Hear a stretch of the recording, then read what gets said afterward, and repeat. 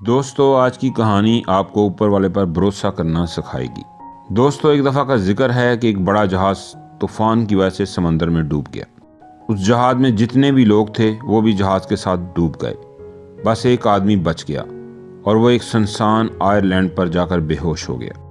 صبح جب وہ ہوش میں آیا تو اس نے دیکھا کہ وہ ایک سنسان آئرلینڈ پر تھا جہاں پر دور دور تک کوئی بھی نظر نہیں آ رہا تھا۔ وہ آسمان کی طرف دیکھ کر دعا مانگنے لگا کہ اے میرے مالک میری مدد کرو، اس سنسان آئرلینڈ پر کسی نہ کسی کو بھیج دو۔ لیکن وہاں اس کی مدد کے لیے کوئی نہیں آیا۔ دن گزرتے گئے، وہ روز اوپر والے سے مدد کے لیے دعا کرتا۔ کچھ دنوں کے بعد اس نے دعا کرنا چھوڑ دی۔ اس نے وہاں سے بچ کر نکلنے کی امید ہی کھو دی۔ اس کا صبر ٹوٹ چکا تھا۔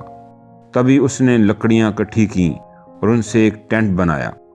اس نے بہت سارے ناریل توڑے اور کھانے کے لیے مچھلیاں پکڑنے لگا۔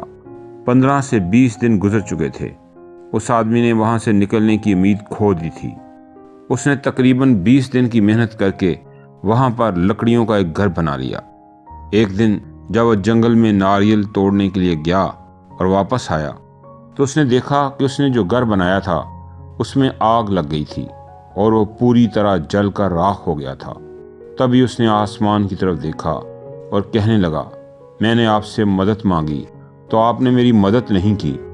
جب میں نے رہنے کے لیے گھر بنایا تو آپ نے اسے بھی جلا دیا۔ وہ ساری رات اوپر والے کو کوستا رہا اور وہی سو گیا۔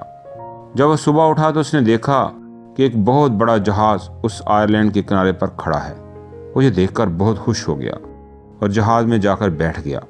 تب اس نے پائلٹ سے پوچھا کہ اسے کیسے پتہ چلا کہ وہ اس سنسان آئرلینڈ پر ہے۔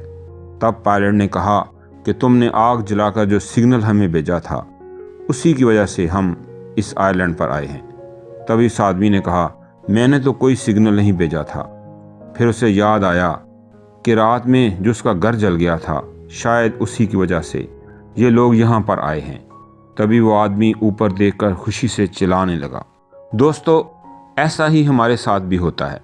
ہم بہت سے پلان بناتے ہیں، اگر چیزیں ہماری پلاننگ کے حساب سے نہیں ہوتی ہیں تو ہماری امید ٹوٹ جاتی ہے، ہم بکھلا جاتے ہیں، ہمارا صبر ہمیں آوازیں دینے لگ جاتا ہے اور ہم اوپر والے سے گلے شکوے کرنے لگ جاتے ہیں۔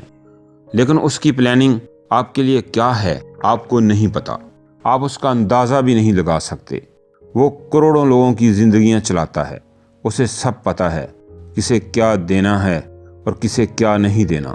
اس لیے دوستو جب بھی چیزیں آپ کے حساب سے نہیں ہو رہی ہوں تب اس پر بھروسہ رکھو، وہ یقیناً آپ کے لیے بہت بہتر کرے گا۔ وہ دوسرا دروازہ کھولے بغیر پہلا دروازہ کبھی بند نہیں کرتا۔